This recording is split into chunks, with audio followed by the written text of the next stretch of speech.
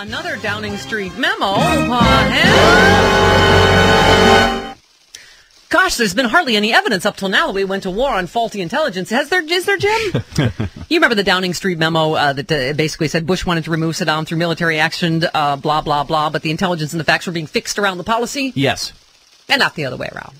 That was somewhat damning. Now, El País, a paper, has published a hitherto secret memo recording the proceedings of a meeting that took place at Bush's ranch in Crawford, Texas on February 22nd, 2003, about 1 month before the U.S.-led invasion of Iraq began. In the discussion that the memo summarizes, Bush made some conciliatory sounding noises about waiting for a second UN resolution to be approved that would have given the U.S. a legal basis.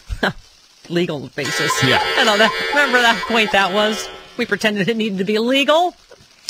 To go to war. At the same time, though, it appeared he had already made firmly up his mind to attack Iraq, never mind what played out in ensuing weeks. The Spanish memo notes in it, Bush spoke openly about pressuring countries who were members of the UN Security Council at the time to support a resolution authorizing force, but that whatever happened will be in Baghdad by the end of March.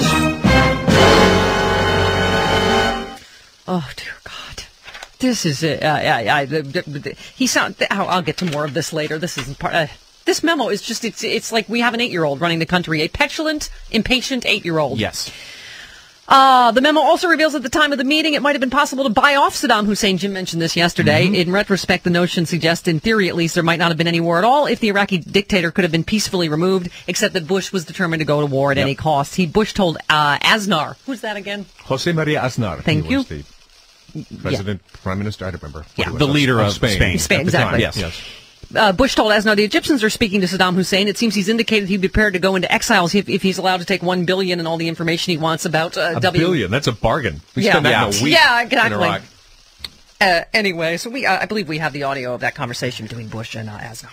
Bienvenidos a mi rancheros, Senor Aznar. I said ass.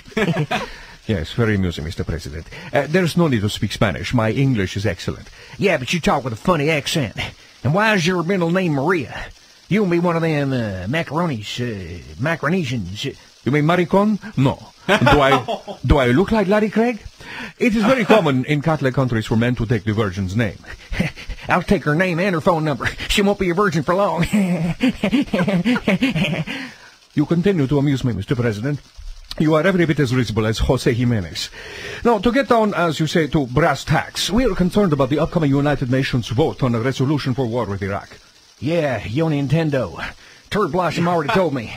I gotta make some conciliatory noises toward the United Nations. I got your conciliatory noises. Están conciliados, Naciones Unidas. We're gonna be in Baghdad by March. I don't care what you say. But, Mr. President, we are talking about the possible deaths of thousands of people.